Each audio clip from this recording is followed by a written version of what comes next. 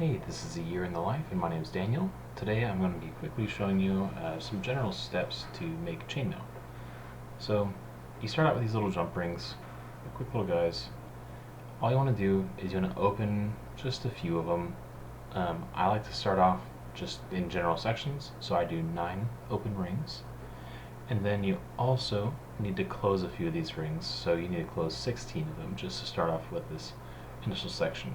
So as I said yesterday, I'm going to be trying to show you a little bit of scale mail, but you got to always start off with the fundamentals. And fundamentals are making chainmail. And making chainmail starts off with just these little jump rings. And so you get a whole bunch of closed ones, a whole bunch of open ones, and eventually they'll come together and make something a lot larger. So this general process, just to start out, you get and we'll see. You always want to make sure you have the closed rings. There we go, now that it focuses. You want to have the closed rings be very smooth. You don't want them to be grating against your clothes, against your skin, or anything like that, because it gets pretty abrasive. And so once you have those all done, you get 4 little sets of 4 of these closed rings. And what you do is you take one of the open rings, and you just put 4 of those closed rings on each of those open rings you have. Now it does, it's pretty easy. It's just going through and making sure everything looks nice and tidy. Now I do use some pretty old school pliers. When you're doing this, if you're doing this for a hobby or if you're doing this for fun, usually you want to do a little bit nicer of pliers that don't have the teeth on the pliers, because otherwise it can cause issues. But you make these little like butterflies, I like to call them, and you attach them by bringing an open ring down and through the bottom right of the butterfly's wing, down and through the top right of the second butterfly's ring, up and through the bottom of the top left of the bottom butterfly's wing, and then up through the bottom of the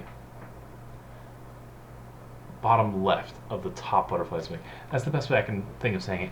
Watching it might help as well, but it's kind of just putting that ring in the same exact kind of loop as you have the other rings in each of the individual butterflies.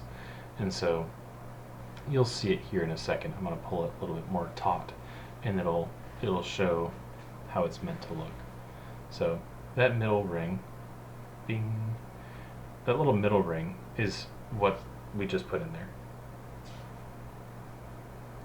Now what we're going to do is we're just going to do that for both sides. So we've got that one done, and now we'll go ahead and pop. Now the other one's done.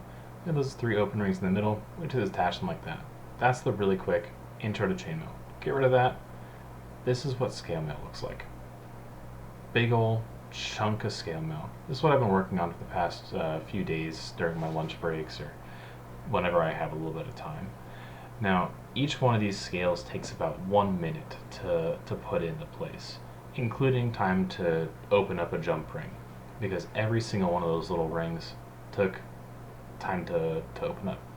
So what I do is I get all of those scales, which like you just saw, get them in place, get them proportioned to what I want them to be.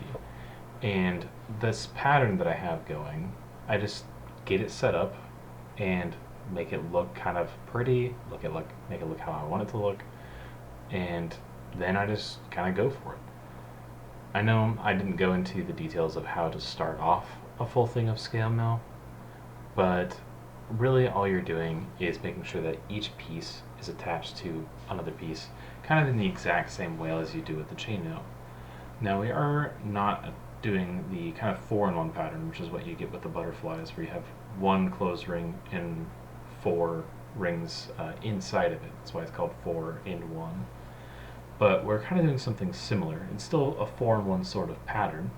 Each and every one of these different scales has 4 rings in it, but the rings themselves are only, they only have 2 scales inside of each of them. So we're kind of skipping a ring every once in a while.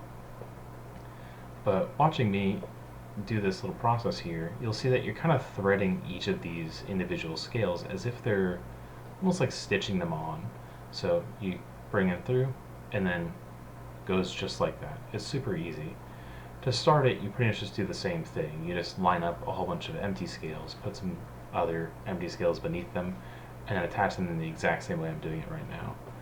There's a few other ways you can start it up, but that's the easiest one that I like to do. But what I'm doing right here, I just like to make sure everything's nice and neat. But then once you're done, I finished off this row, and this is what it looks like when you've got everything down. It kind of peels up nicely as well. Yeah, like that. But everything looks pretty nice, looks pretty good.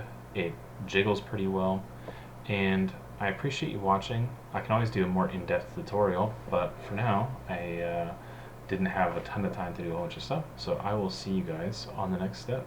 Thank you. Bye.